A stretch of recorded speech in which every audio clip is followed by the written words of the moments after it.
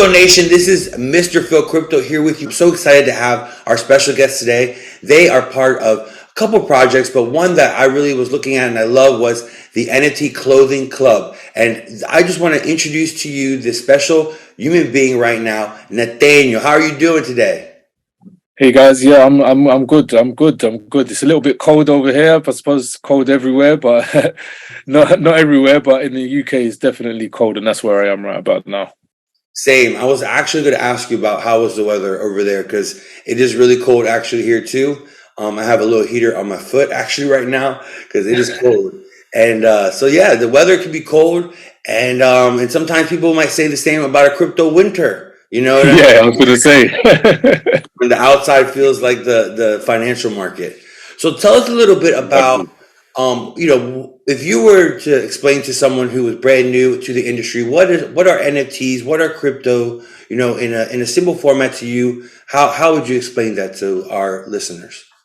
Okay, so I think that's a big one to unpack straight away, but I think I would start with looking at what cryptocurrencies are. Cryptocurrencies are inherently different from digital currencies because we kind of use digital currencies every day. I know some people might be hearing about central bank digital currencies, which is a complete other argument. But cryptocurrencies are cryptographically encrypted and secured tokens or forms of payment, shall we say, of monetary value. In the case of Bitcoin, a lot of people say that Bitcoin is a energy value or medium of exchange, storage, but all created through cryptographic computations and encrypted. So again, a lot more secure than your standard kind of digital currency, which is really just a number on a screen. Yeah, I mean, and that's probably also another reason why it's very popular because a lot of people are looking for a secure way to be able to save their funds, transfer funds, have value to your funds. Because one thing for me is in crypto, and especially with the NFT projects that are out there, and also just the things that we work with in PhilCoin and the philanthropy aspect, you want to have something that also has a great utility. And sometimes when I look at my dollar bill, or if you're looking at a currency on paper from another country, you don't really feel any love from it, right? You don't feel like you're getting anything from it. When you look at an NFT that's valued at something, when you're looking at PhilCoin that has the app, when you're looking at other projects that have meetups that, or education intertwined into it, even this podcast is, birthed out of a financial currency, decentralization type of idea, and now look, we're doing a podcast, and so you don't see that or feel that sometimes when you look at currency. So it's very different when you're looking at crypto and fiat. And I think another thing to kind of point out there is that not everybody really understands currency or money, and it's never really taught. And even if you say that you're an economics student, there are different types of economics.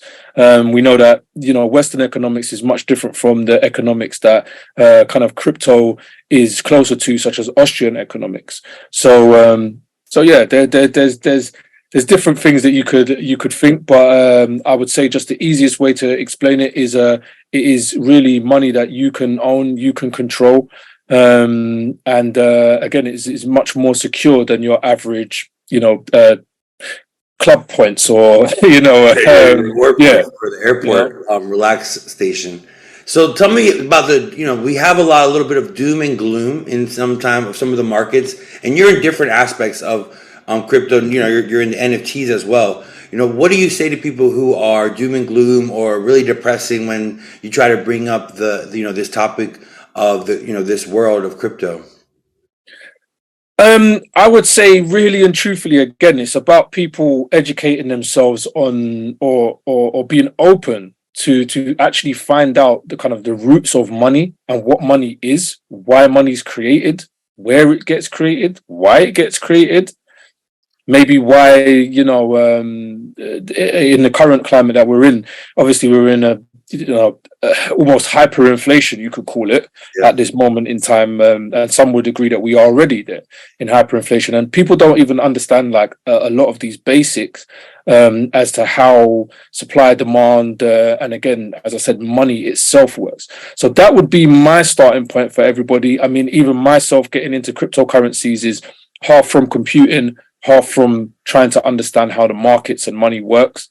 And I went back to actually look at what money was. I had to literally search into what money was and why we have money before I started to really understand the real differences between what Bitcoin is and what fiat currency is. And from there, you kind of makes it a little bit easier for you to understand what else is going on in terms of technology and finance at the moment. So, yeah.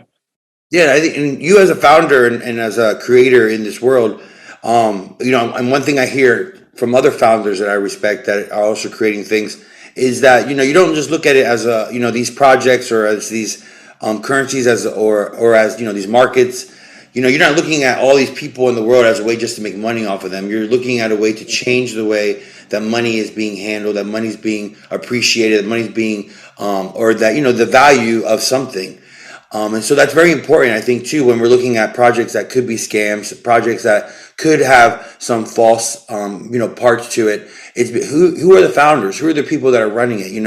Are they looking at this as a way just to, make money, or are they really looking to change the culture? Mm-hmm. And so has that resonated with you and your followers, being someone who wants to change the culture and be a part of people's livelihoods, not just, making money? How's that work for you in reaching your, community? I mean, definitely. I mean, for myself personally, in my community, obviously, in the NFT community side of things, we're building our NFTs on Bitcoin using the Stacks blockchain.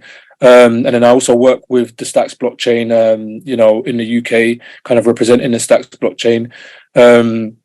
So what I would say is, yeah, I mean, the financial shift is the big picture here. There are lots of other blockchain solutions or tokenized solutions, shall we say, tokenization, that is going to help various different areas. Like, again, with PHILCoin, there's quite a lot of, shall I say, charitable or coins that are doing good causes, which allow people to transact between each other in a way that was never possible. Countries, organizations, yeah, or even just movements, to be able to have this transactional ability, a store of value between, or even an agreed value on these particular currencies. So, I mean, a lot of people kind of see me around sometimes. Normally I'd have my Get Bitcoin hat on, and people feel that I'm a complete Bitcoin maxi. I would say to people that, yeah, I am a Bitcoin maxi, but I'm also a realist. So I do understand that there's going to be a lot more innovation to come here, and there is a lot more facilitation to come here. And not all the times is it that you're going to need a token, and not all the times that you won't need a token, that you might actually need a token for some things. So in the end of the day, I think bringing all of those things together and people being educated in the actual change that is happening here, as you said, we're not just trying to. There's not everybody out here is trying to scam people or trying to make money. And the actual ethos of this entire industry is nothing to do with making money. It's to do with changing the money, and putting the control of that money back into the hands of every individual that handles that money. So. Yeah, that's what I would say to that one there. Awesome. That was a good one. I liked it. And so, cryptos, they get a lot of hype when they're launched, and you never know, how did you make your project credible? How did you find credibility in your project? How did you get, your followers to trust in you? And then also, how do you find credibility in other projects? Like, where do you search to make sure another project is credible as well? I mean, right about now, we're still fully building out on NFT Clothing Club. We haven't done like our first drop yet, but people. I think with me, what it is that a lot of people know me in the space already, and I've been around the space for a long time as well. So I'm fully doxed. And for those who don't know what that means, my name is out there. People know who I am. They know where to find me. I'm exposed, in other words, right? So and that for me with my own personal project is is something that is very important, because people need to be able to trust an integrity of the way that you carry yourself around the industry and the way that you carry your project, and that you don't, kind of under promise over deliver, shall I say. That is kind of the way that I like to carry myself. Um, However, it's very difficult for everything to get on top of you, and there's nothing wrong with failing and starting again. Do you understand? But it's about how much integrity you have within doing that, and if you're just directly lying to people, or not. So I think that it's a lot to do from my side, about just keeping that level of integrity when it comes to, and staying true also. That's why I chose to do NFTs on Bitcoin, because I want to stay true to what the actual vision is here, and not kind of just do anything willy-nilly because everybody else is doing it. Yeah. And I think that's what a lot of people that have been here for a long time, they understand that it's not about just doing everything because everyone else is doing it, or just doing a project for the sake of it, or slap a blockchain on it and then let's go, right? So that's the first thing. But what I tend to look out for, is I tend to look for well-known founders, again, founders that have been doxed, people that people know. I tend to look at some of, earlier projects. Was there discrepancy with earlier projects? If there was it addressed? Yeah, if it wasn't addressed and the person just didn't address it and just left it, then clearly that, this could be a repeat of what happened before. I think also another thing, is this thing, decentralization. We talk about decentralization, and there's kind of this conundrum of a loop, that decentralization leads to centralization, which leads to decentralization, and so on and so forth. And I think that currently, in the current climate, people don't even know enough about decentralization. They don't know enough about why they need to have true ownership, why they need to have censorship resistant money. They don't understand this, right? And I think that is, for me, as I said, in my whole time, is like the first place that I start. So when I look at a project, I'm looking at, are you living up to the ethos of this space? Yeah. If you're not living up to the ethos of this space, I couldn't care how many different kinds of animals you're trying to sell me as a PFP. I don't care. Like, it's a bit too iffy for me, like, and with that being said, where we touched on earlier on about people making money, a lot of the very early adopters of these technologies and the early builders of this technology know that it's not really about making money. It's about changing the money and making more new money, if you get what I'm trying to say. Like, not making loads of fiat. Fiat's great, and we need it to pay bills and all of the rest of it. But it has pretty much, like, at this point, kind of really dumbed down this use case when you can use Bitcoin or many other cryptocurrencies to make transactions. So yeah. I mean, it's not, the fiat is not, they need to get with the Web3, and I don't know what they're going to do. I work with some government officials sometimes, and I walk into their office, where I'm at, dealing with nonprofits and government, and the chairs are ugly, the walls are horrible, they're falling apart. And I'm like, this is what happens when corporate America or someone in the tech world does not run government stuff. And so sometimes, the biggest brains, unfortunately, sometimes are not in some of these government worlds that are running the financial markets, and we are going to pay the price for that. But also, it's our job, if the people who are really wise are in Bitcoin and in this world, we need to find that branch. And so sometimes you're saying it can be like this, this circling the drain of decentralization, that conversation, when there are a lot of other things that need to be talked about, and doing our due diligence, trying just to weed out the people who are not really going to help out this industry, is very important. I think in these days, in these upcoming years, it's going to be very important, and it's already happening in its own way. I was watching last night. There was a live on Facebook with one of the founders of one of the bigger exchanges, and they were just talking about all these different ways that maybe the two worlds of centralization and decentralization could work together into one. But those are things that conversations need to be had, very important conversations, and people that are usually maybe not allowed in the room need to be allowed in the room, the decision making room.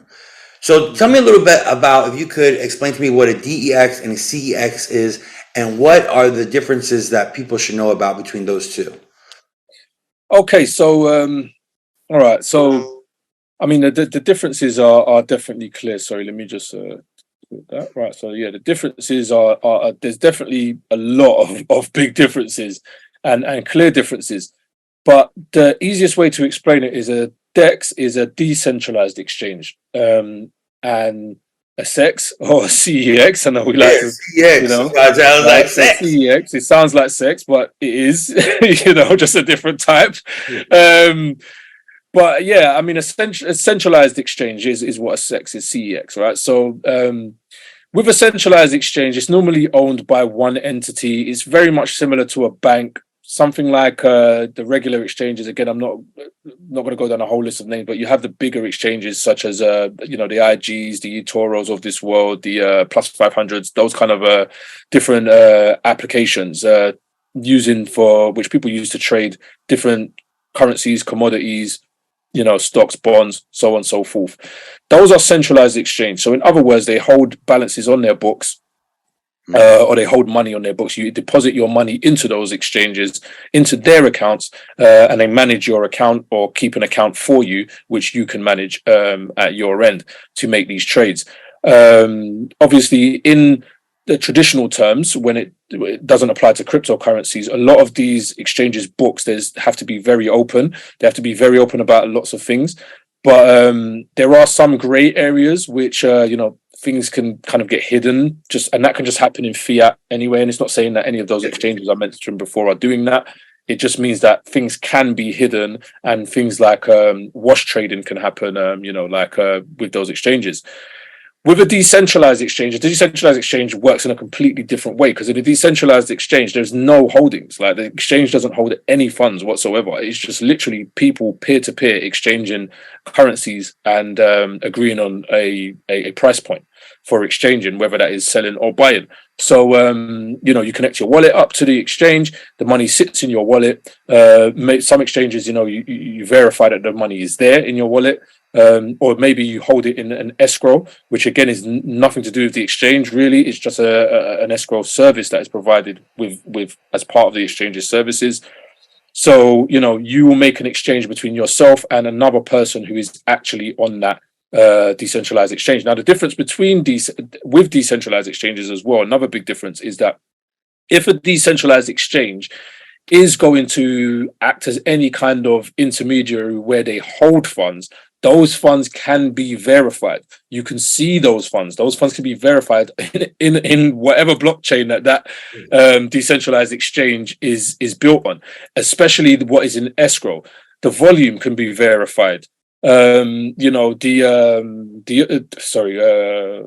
order flow, can be verified as well. The order books can even be verified. Apart from there's been a few examples in history where order book trading has been used on a DEX and it's not very reliable. But what you can understand is that all of the information that you're seeing is coming from a verified source. It's coming from a blockchain. It's coming from these levels of computation that have verified this. Whereas a centralized exchange can just send you a statement saying that your account has got $10 million in it, and when you look in your app, you've got like zero, or -1, or you owe them money, right? So and they could give you any number of reasons for what happened on a centralized exchange, and there's I'm sure, this is probably very elaborate, but, some guy back there could say, oh, well, we want to steal this money from this guy, so let's delete his account and let's steal his money and let's make up an elaborate scheme and let's send him, a letter to say that or an email to say that sorry, something's happened and, your money crashed and we lost all of our money. Also, with a centralized exchange, if something happens to the actual centralized exchange, if it goes down, if it is taken down, let's say by the SEC, right, or in the UK we've got the FCA. If it is taken down, then all of those users' funds are on hold. Right. They can't get their funds. Right. With a decentralized exchange, then you would have your funds the whole time. Nobody would have. So, and I think we've seen that recently. Most recently, the biggest example, obviously, with everything we've said in literally the last 10 minutes, is FTX, right? And it is, it's one that we should talk about within the industry because, as you said, other founders now are looking at this like, this guy, was a bad actor, and we've got CZ from Binance as well, who has been now, been chased after because he exposed a bad actor. It doesn't make any sense, if you expose the bad actor, you should be praised for that. That is the reason why we have this industry, so that bad actors have nowhere to hide. And in the end of the day, we found out now that this bad actor was doing what a centralized exchange would do, was not acting as a decentralized exchange at all, and doing totally what a centralized exchange would do. And all of the worst things that could ever happen to a centralized exchange have happened in just this one sitting of SBF and FTX. So if you want any examples, people that are watching, just go and unravel what's going on with FTX right now and just realize that that is not a decentralized exchange. That is not what crypto is about. That is a completely different ethos. That ethos is taken from what we know already in centralized exchanges. And that's how that fiasco was able to happen without anybody noticing.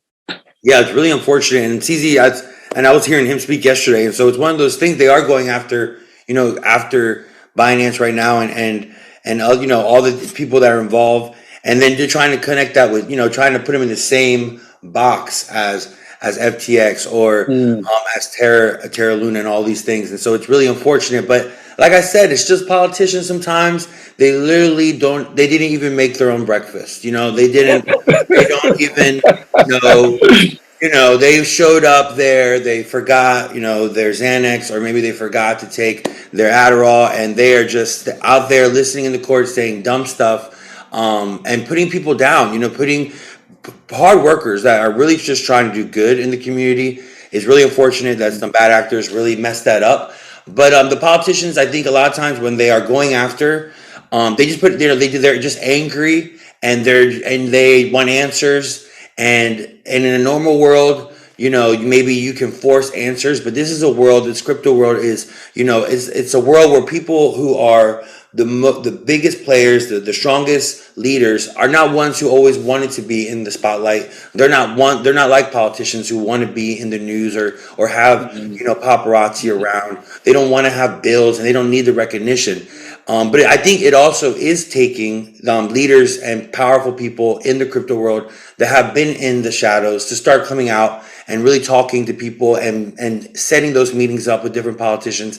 Because if not, then all these politicians have to go on our YouTubes, podcasts like mine, which I love. But, that's all they have to go through is, whoever their kids or their grandkids, or maybe now some of these guys, their great grandkids, whoever is showing them the YouTube is all they really know. Because their advisors are, if their advisors and there's also the refusal to take it on, because again, this goes so far back, it goes back to the Magna Carta, I would say. I tend to say a lot of the times, and if people don't know what the agreement that happened, the base agreement that happened, without going deeply into it, the base agreement that happened with the Magna Carta before Parliament was set up, was that the people who owned all the riches, the barons, so to speak, and the monarchs, and they needed to find a way to be able to create peace amongst themselves and create peace also for the citizens. So the Magna Carta is largely part of that happening. That then goes on to a few years later become Parliament, right? And democracy, as we call it, right? Now, when we look at that same stance today, the monarchs are not too really mixed up in things in most countries at the moment, right? But what we still have is we have the Parliament, who is kind of representing the monarchs, and they're also meant to represent the barons. But what we have now is the barons are the bankers, right? Or the centralized exchanges, as we were talking about, the central money printers, the Fed, so on and so forth. So the barons now want to have more control than the monarchs over the politicians. But the politicians, remember, are supposed to be for the people and controlled by the people. But the barons or the bankers are always putting extra little bit of gold in their pocket or whatever. So they ignore what we say on the ground and they pander to what the barons say. And the problem with something like Bitcoin itself and what it has ushered in this age is that it completely dethrones the whole ability to do that, because we can choose our value systems ourselves, and that's what politicians have tried to force down our throats over the last, or take us away from over the last let's say 10-15 years or even longer, is that we should always be relying on them for what we value. We should be relying on them to tell us what the weather's like. We should be relying on them to tell us what's healthy to eat, so on and so forth. But when you have these entities that are involved, big pharma, bankers, what's the other one? Like, let's say war profiteers, they're all paying these guys to give a different message. So even if they do understand Bitcoin, they do understand decentralization, blah blah blah, and even if they wanted to promote it themselves, they've probably taken so much money or in backhanders again that we would know about if it was on a blockchain, right? Yeah. They've taken so much backhanders from these guys, or they're their friends since college, or they're family related or whatever. So they want to keep all that power concentrated, and that's why we have this 1%, right? That kind of, as we say, rule the world. Bitcoin disrupts all of that, takes all of it away from those people and puts it into the hands of the regular person who just takes a little bit of time out to be able to understand what this is and how it works, and then invests with their time. Yeah, because again, no financial advice, right? So invest with their time, yeah, to actually be able to harvest some of this value. Hence why I said earlier on about Bitcoin being related to the value of energy. And look, we're in an energy crisis right now. It's funny that all of these things kind of pop up as the crypto market, as people start to pay more attention to Bitcoin and these efforts of freedom, these kind of things that surround Bitcoin start to pop up.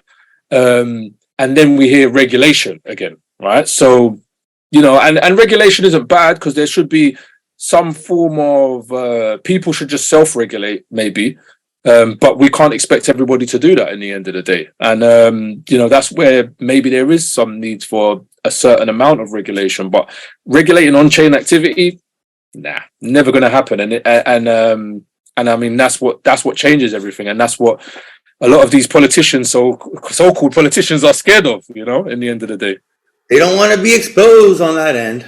But I mean, there's some families out there. If you research, there's some families that they are worth $500 trillion.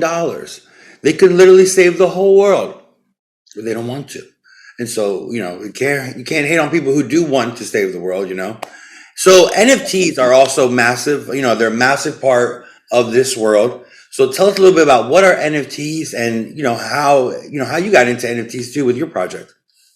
Okay, so this is a bit of a funny one coming from me, because I suppose the regular or the normal explanation is NFT, non-fungible token. So a token that can be transferred, cannot be broken in half, fractionalized. It can be fractionalized, I suppose, because you can fractionalize NFT contracts to some degree, and that's where we're at now. Then you also have semi-fungible tokens as well, which is a different type of NFT, which is kind of subject to change, shall we say, right? But NFTs again provide you a form of ownership, on-chain ownership, or kind of a receipt, shall we say, a permanent receipt that shows that you own something, or that you own this particular smart contract, which may be tied to a particular asset.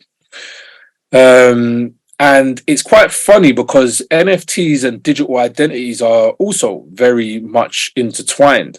The idea for NFTs actually comes out of the idea for digital IDs. And not a lot of people actually know how far back this goes, right? So again, if you've jumped into the crypto space in the last 3 years, you know how far back it goes, and you're going to tell us. So if you jumped into the crypto space like in the last 3 years, your outtake on NFTs is probably that they came from somewhere that someone invented them on the Ethereum blockchain, and then they became PFPs, and then they were attributed to GameFi and music and everything else. Those people are going to tell you they think they came from Mars.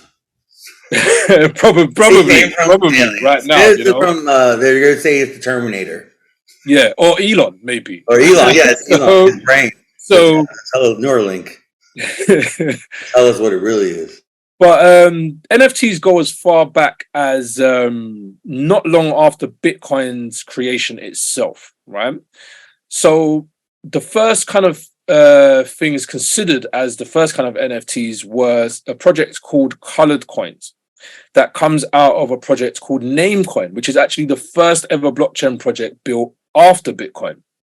Namecoin was meant to provide people with a domain name or an ID but whilst using Bitcoin on a different blockchain, which is obviously purposed for building a decentralized internet. This is long before Ethereum was thought of. We're talking about like 2011 here, maybe. Colored coins came about from that whole thing, and colored coins were a way of kind of like having different Bitcoins for different purposes.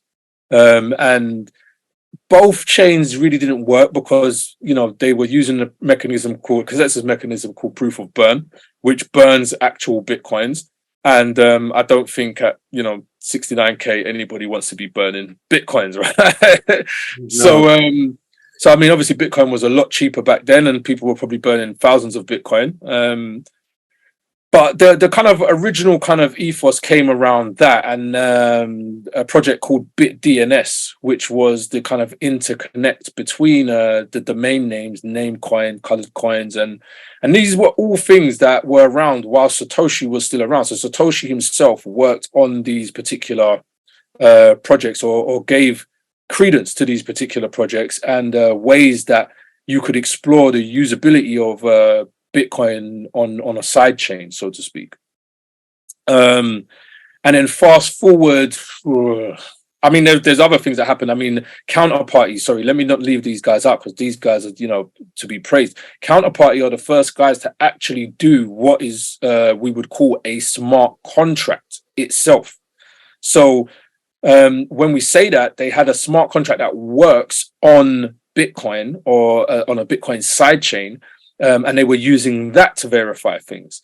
I think their contracts may have actually came just after Vitalik and Ethereum with smart contracts, but that was like the first ever usage of them, and they were used to do stuff like gambling, create gambling mechanisms, and also for verification of assets. Yes, so if you don't know, that one of the biggest NFT or crypto art projects, shall we say, out there, full stop, is Pepe's, rare Pepe's, board Pepe's.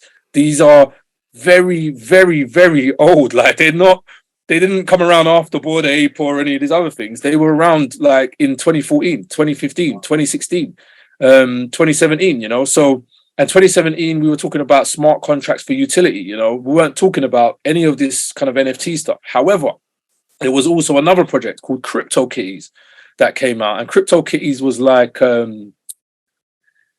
it was like a blockchain version of the old Tamagotchi. Okay. You know, nice. you get a pet, you grow it, you know, you hatch it, so on and so forth. Stuff like Axie Infinity do stuff like that now. So, you know, CryptoKitties was like the first time that like NFTs had really kind of blown up, and then we have this kind of Ethereum standard for NFTs, and people start saying, oh, you know, like you can have assets like houses and these stuff like with smart contracts and so on and so forth.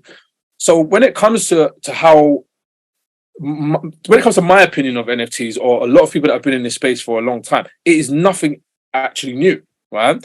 What the new things are is finding new ways to innovate with this technology, finding new types of smart contracts to build, finding new ways to facilitate traditional financial products or traditional ownership through the use of non-fungible tokens and semi-fungible tokens. And obviously smart contracting. So to kind of close off on that, what brought me around to NFTs is, again, it's something I've known about since, like, I mean, I'd heard of it, not in the term NFT, but the term NFTs being used. I know. So when it came to kind of this last bull run, 2021, I noticed that NFTs had started to blow up, and it was like, why is everybody crazy about this stuff that's really, really old? Like, you know, for a long time too. You know, you guys are all late to the game.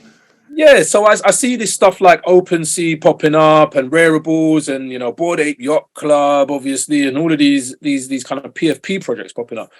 And I saw that all of this consumer rush was going into it. And I was like, this seems a little bit like the ICO thing. It seems like what's going to happen now is we're going to get all these corporations, all of these outside entities, all of these, smart dumb money, right? Coming into it, right? Yeah. And they're going to all jump in on this NFT hype, and they're not going to even understand what's going on here. And then what's going to happen is when they start to realize that it's kind of like, a lot of hype, people are going to start dumping, people are going to start selling, and we're going to come all the way down from where we are. At this time, we must have been about 40, 50K maybe in BTC value. And we're going to come down and it's going to crash hard, and people are going to be going, I've lost money. And you're going to hear the same stories again. Oh, crypto is the worst thing in the world because people lose money, right? But again, people are not doing any due diligence. They're not looking at what they're even invested in. Oh, my mate bought a dog picture and made $1 million yesterday, so I'm going to buy a dog picture today, right? And that's what people were doing. So for me, what personally happened with me, as I said, looking through all of that, I realized that all of this stuff is going to come crashing down because so many people are just fudding or FOMOing, into the space, right? And I said, okay, we need to bring the message back around here. We need to let people understand. Like my primary role in this whole entire industry since I've been here has been to educate people on Bitcoin. That is it, right? Like if I don't do anything else tomorrow, I will still educate people on Bitcoin, right? Yeah. So my thing was, how do we get now this message to these people? And people are so FOMOing into all these NFT projects. It's like, all right, we need to do it through NFTs. That's the only way we're going to be able to do it. So I started looking back. I went all the way back to Counterparty, and I know Namecoin was a project that had closed a long time ago. So started looking back at Counterparty, and I didn't really see much info. Didn't really see anything that was easy to boot up. I know they've still got quite a good NFT community over there. With the Rare Pepes, obviously, is massive, and there's other things going on over there. But it was like I didn't really see a lot of support for being able to build. Then I started looking at other Bitcoin side chains. So I started looking at RSK. Liquid is obviously its own network, and to be part of Liquid, you need a hell of a lot of dough, right? So I was like, okay, so what else is out there? And then I came across Stacks, right? So not realizing that it was Blockstack, and Blockstack had taken Namecoin's kind of original vision and started to work on that with a new concept in like 2014. So very old projects, right? So I'm like, okay, right. So these guys have got to know what is going on. So I start delving into Stacks a little bit more, and I realized that, wow, Stacks have achieved this feat of being able to build an NFT, create an NFT, launch an NFT project, and have it very much securely linked or tied to the Bitcoin blockchain. So it was like, this is where I need to bring this idea forward for. So to get people educated. And then the next thing was like, how do you get people to notice something like this, right? NFTs and all of these other, we've got 29,000 different cryptocurrencies. Yeah. And I'm trying to say to you, how do you get people to really notice things?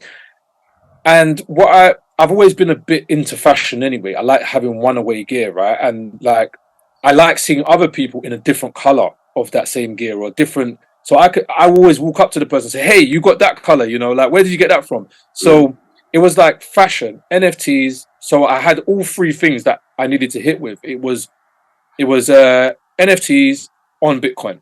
Yeah. Right. What do people pay attention to? What do I like personally? Fashion. Yeah. And also that gives NFTs a real IRL use case. So with our project, don't get me wrong, we're building a lot of metaverse, based fashion as well. And we're doing all of those designs, but it's not our main primary. Our primary is how do we connect this NFT technology to IRL fashion? Yeah. Right. And that's part of the reason why we haven't put loads of advertisement out there. We haven't put all of our designs out there. We're not trying to sell 1 million metaverse garments or anything like that, right? Because metaverse is here, yes, and it's building, but to the point where people are really gonna make metaverse fashion an industry. It means that everyone has to be in the metaverse. Everyone gonna be in there 24/7. Clothing is a need thing. Yeah, it's like when you start in a business, say, is there a market for it? Yeah, there's always a market for clothing because people always want to put clothes on, right? Yeah, yeah. Like depends.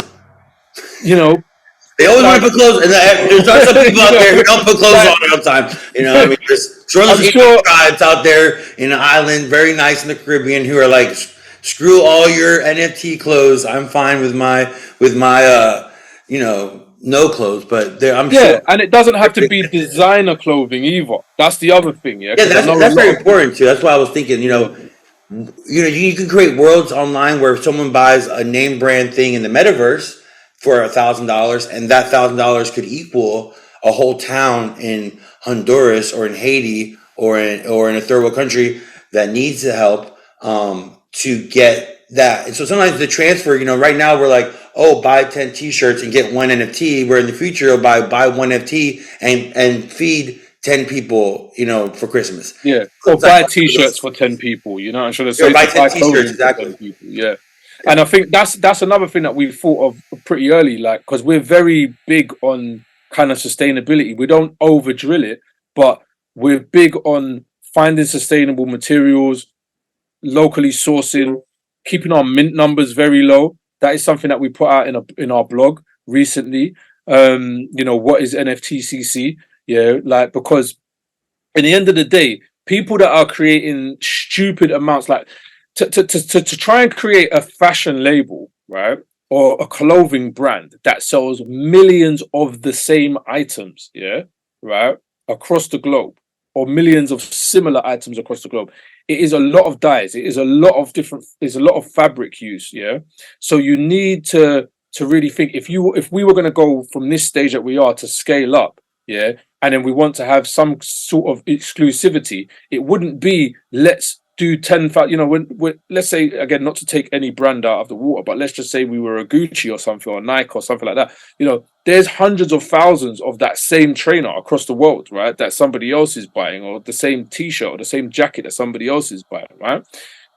That doesn't create really much scarcity, and it doesn't say much for sustainability. So okay, well, here's an idea. Why don't we take 10,000 instead of 100,000, and only 10,000 people can get these? If you don't manage to buy them, you don't manage to buy them. Innit? Like it's cool, because there's going to be maybe 5,000 of something else. And that's it, because there's room for everybody then in the world to create something like this. There's room for lots of different fashion brands to exist and not over flood the market and have over over over manufacture of these fashionable goods, right? And I think that is the problem that a lot of let's say eco warriors, I don't want to say eco warriors in a bad light, but people who are concerned about sustainability, that's what they are concerned about. They are concerned about these companies that are just create hundreds of thousands of clothes, use whatever processes and whatever garments, child labor and all of these kind of things, and then half of the clothes end up on a bonfire at the end of the day, and I know it might be a bit controversial, but Mr. Ye or Kanye just literally set the example with what he did with all of that free clothing that he took from two of the world's biggest brands. Yeah. He showed you that they don't even own this IP. So they care less about the IP than you do, right? When you're buying it, right? Because they've given him this clothing. He now has ownership of this clothing. What did he do? He printed his own print on it and then resold it, yeah, right, for next to nothing in market price. So what does that do for those brands? First of all, it brings down the expectation of market price for those brands. Yeah. Second of all, it shows that these garments are not really, necessarily worth as much as the price tags that's put on them, right? So what we kind of decided to do with NFT Clothing Club is we're focused a lot on finding these sustainable materials, using again the sustainable materials, and then providing a material and craftsmanship value to the actual. So again, low numbers is still good for us, because in the end of the day, we're not giving you something that we're valuing at whatever price. Do you understand? Right? A lot of brands, they come out, oh, we're a designer brand. I made a dress for not Leonardo DiCaprio, not a dress, but I made a suit for Leonardo DiCaprio, right? And now you've got to spend $1,000 with me to even get a shirt, right? No, like, like, don't be stupid, right? Is there material value in that garment? Yeah. Is there a craftsmanship value in that garment? That's what most people are looking for when they actually are buying these big brands. But the name gets in front of that. The hype, as we said before, gets in front of that. And that's what we're focused on. We're focused on giving people material value and then also the craftsmanship value. So when you buy a garment from us, like our first, as again, I'm not wearing the hat today, but our first signature drop is going to be the get Bitcoin, the Genesis drop hats, right? And those hats, right, we've used materials that are worth the money that we will be charging for those hats. Yeah. So it's literally material and labor. We're not saying to people, oh yeah, because we partnered with whoever, we're going to charge you $500, $600, $700 for a hat. No, if we're charging you $400 for the hat, you best believe it probably costs about $350 to make. Do you understand? Like, so, and that's where I think that a lot of the brands that have come in have totally lost the plot with what they're doing, because it's like, let's just do all this metaverse stuff because it makes loads and loads of money, because people are kind of caught up in this keyword of metaverse right about now, right? Then on the physical side, they're like, let's just slap any kind of connection on it. Like, we'll slap an NFC chip in it, we'll slap whatever kind of chip in it, and then we'll work it any way that we want to work it. And I'm not going to say what the brand was, but I was in a Twitter Spaces once when a guy came up to me, came into the Twitter Spaces and said, look, he went to a very, very, very top labels store where they were promoting all these NFC chipped garments that they had. And he literally took out his iPhone, tapped the NFT tools app. If anybody has used NFC tools app. So if anybody's used NFC, they'll know what that is. So the NFC tools app, and he was able to see that these NFC chips were rewritable. And they had no password protection on them. So this is a brand that is charging upwards of $10,000, yeah, for some of their pieces, yeah. And he could have walked in there and taken over those smart contracts, or he could have walked in there and replaced all of those smart contracts, yeah, with his own contract. So people would have been going, oh yeah, I've got this great designer dress on whatever, and this guy's just pocketing all the money all day long. And he went and he spoke to them about it. He ended up getting a job out of it, right? So in the end of the day, this just shows you that people outside of or haven't been in the industry for some time that are just rushing. They don't know. It doesn't matter how much money they come. People who have not made their own breakfast are out here making. There you go. Like, they don't know how to use the toaster. Yeah. Yeah, they don't know how to use the toaster or the air fryer, but they're making decisions for the whole world. It's like, it's crazy to me. And I don't want to say it's just us, because there are other brands out here doing great stuff with fashion and great stuff with NFTs and building wonderful use cases. But I'm just saying, for me personally, well, Nathaniel, we're here. You're the only important one to us right now. You're the only one. Don't worry. Whatever the other, I'm not wearing any other clothes except for NCC right now. So and I think, and it's exciting, and it's really crazy that brand would allow the security to be so bad for the clothing. It goes to show you, people just really do not care sometimes. It's just about the dollar. It's about the hype. And you have to, and so it's very important, because you could, let's say in the future, you bought clothes from, a brand that was high end, and they said they had an NFC chip. Then you go and you're supposed to enter that NFC chip into your virtual closet. So where you have like all your virtual clothes. And then when in the future, maybe when you put in the code, your virtual outfit will show up online the same way you have it in real life. And but if you don't own the code, when you go to type in your code, they're going to be like, not available. And even though you're holding this dress in the metaverse, which in the future, or whatever you want, the universe of the online world, which is going to be a real thing, here soon, you won't have no clothes. So you won't be able to wear that dress in the virtual world, but you have it in the physical world. And it'll almost be like you don't know who you are anymore. You're like, I don't know if this is a real dress or a fake dress. I don't know what this is. And that's what we're trying to avoid. We want you to put on your hat and know that it's the same hat on the online world as in real life. And I know that sounds crazy, but that's what the future is going to be like. And I've been trying to tell people that I'm trying to open up a virtual furniture store, because I'm like, who's going to? You're all going to need furniture, NFT furniture, couches, seats, that kind of thing. And so it's an exciting time for people to get involved, but you also need to be, on top of your security, be on top of the things, because the same way there's good people like Nathaniel out here, there are, bad actors who just want to take advantage of the hype. So if like someone wanted to get started in this space for the NFTs, where would you tell them to kind of launch? I would just tell them to just wait 5 years, but I mean, I would tell them to, as I said, do some due diligence on what the space is. First of all, why we're here. Go do some Bitcoin research, right? Yeah. Spend spend at least. I mean, I know a lot of people. The general consensus is like spend 100 hours doing Bitcoin, and 100 hours isn't even a long time, right? So, I think I'd agree with that as well. Spend maybe 50 to 100 hours just learning about Bitcoin. Why Bitcoin's here, what difference it makes, and then go into other things. Start learning about Ethereum or other chains. Maybe I'm not really sure where it would take you, but my initial thought is always just start at Bitcoin, because if you start Bitcoin, you're safe. That's the point. Yeah, if you start Bitcoin, you're at the beginning of everything. You're at the absolute beginning of the timeline, undeniably. Yeah, and you're safe in being able to learn about Bitcoin without jumping into various rug pulls. Don't start jumping onto websites that go, we're going to give you 100% ROI in 5 days, right? Like throw your money in here and you'll get 12 Bitcoin. Avoid these guys on Twitter as well, or any other social network that says send me some crypto and I will send you more crypto back. Avoid those completely, right? So Yes. yeah, I'd say start with Bitcoin, right? Once you go through that basic learning, then go and learn about any other chain that you want to learn about.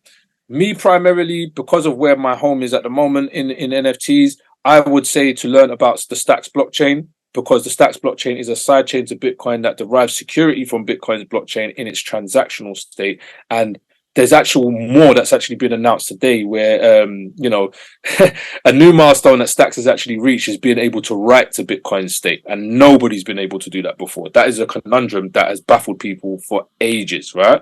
So I would say Stacks is very easy to start with. We have a programming language called Clarity, which is non-compilable. So for those who are not tech savvy, it means that you can't hide certain things within those smart contracts. Yeah, so there's no bytecode involved. Everything is human readable, and we've seen that on other chains. It doesn't work out so well because they have compiled smart contracts, meaning that there are contract calls that they can hide within that do other things, such as drain all the funds out of your wallet.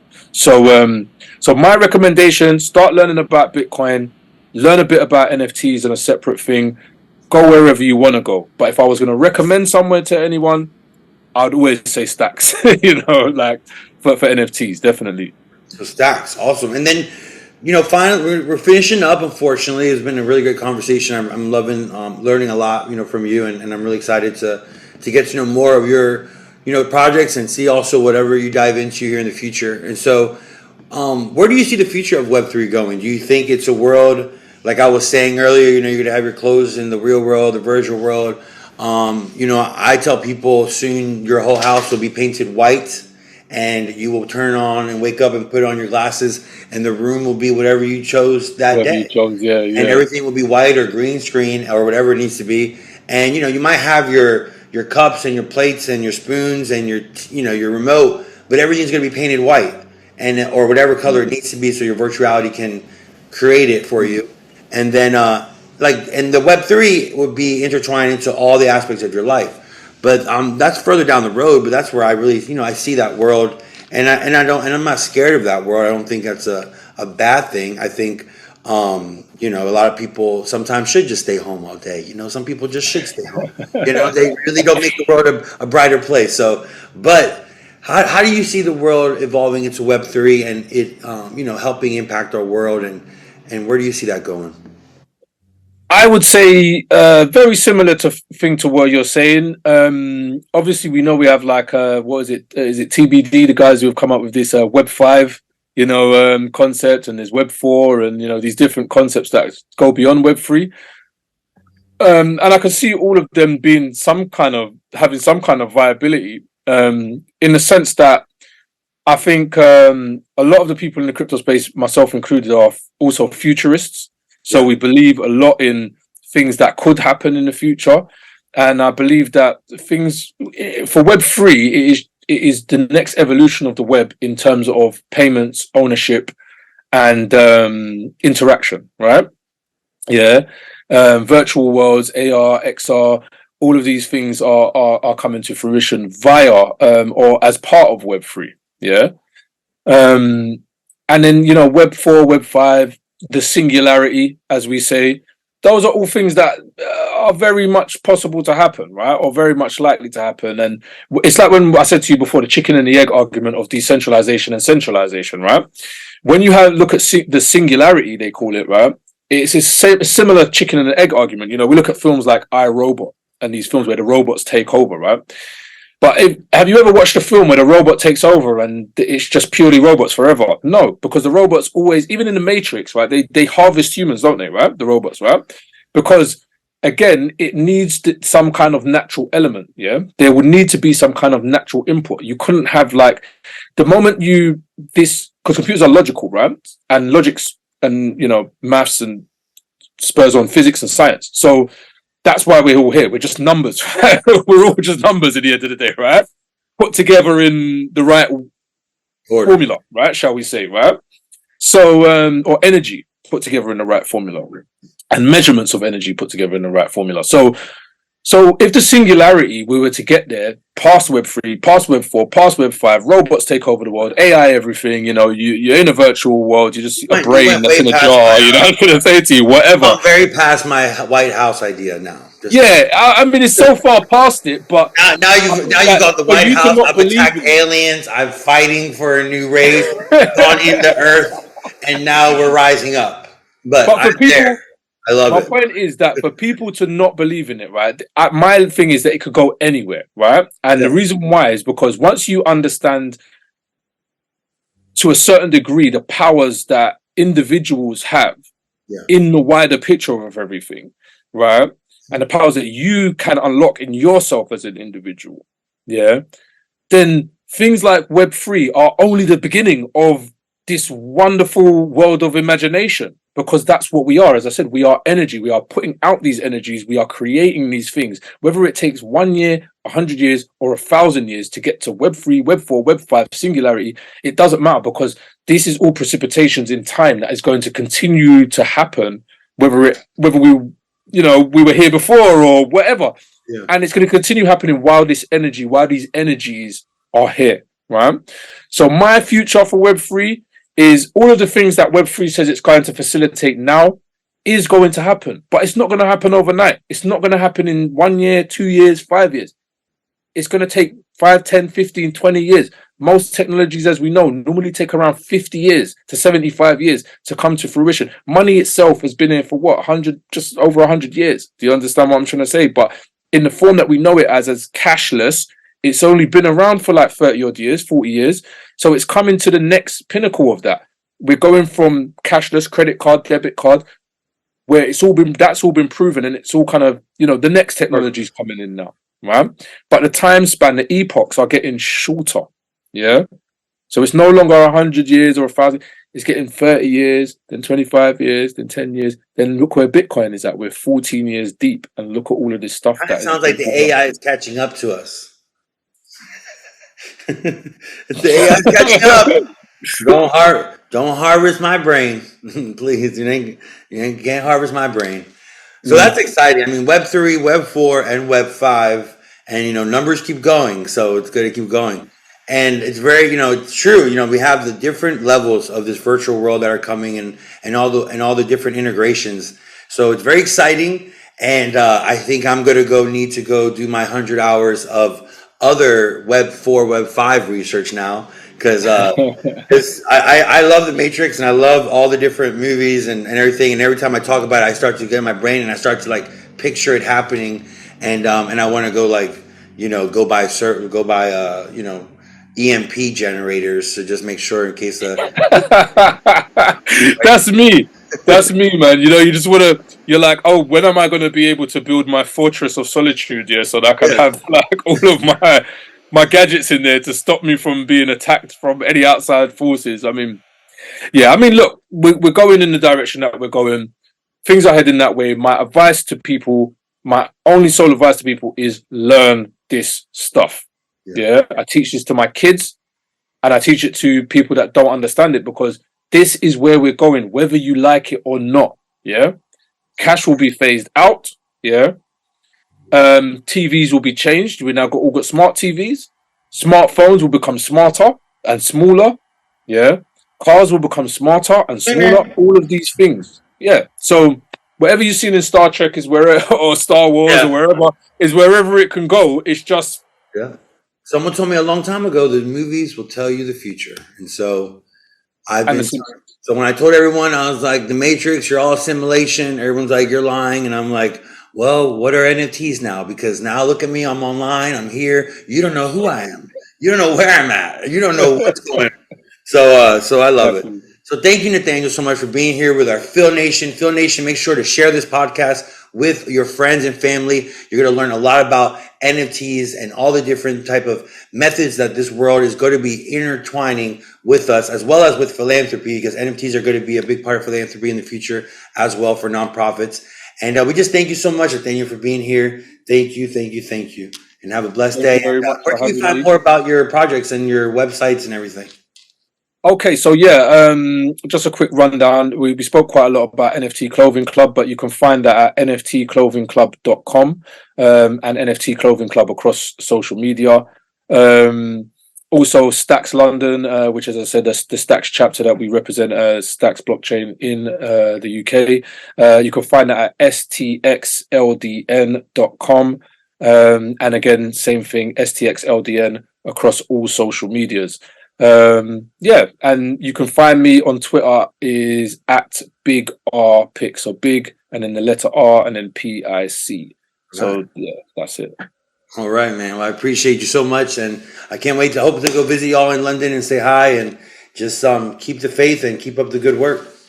You too, sir. Thank you very much for your time. Thank you. And thank you very much for the talk.